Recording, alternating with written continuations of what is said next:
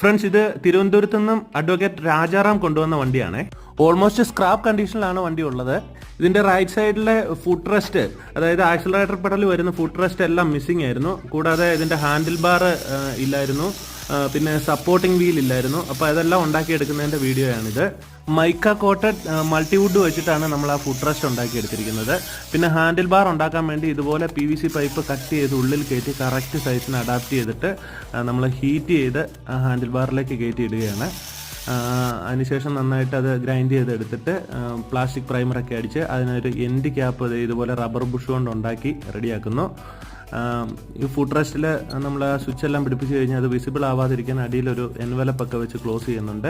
വണ്ടിയുടെ wiring kit എല്ലാം അടിപൊളിയായിട്ട് ചെയ്തെടുത്ത് നല്ല പക്ക റണ്ണിങ് കണ്ടീഷൻ ആക്കിയിട്ടുണ്ട്.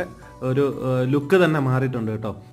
ഈ വണ്ടിയുടെ സപ്പോർട്ടിംഗ് വീൽ അടക്കം എല്ലാം നമ്മൾ ഉണ്ടാക്കി എടുത്തേക്കുന്നതാണ് കൈകൊണ്ട് തന്നെ. ആ വീഡിയോ ഉടൻ തന്നെ ഇടുന്നതായിരിക്കും. താങ്ക്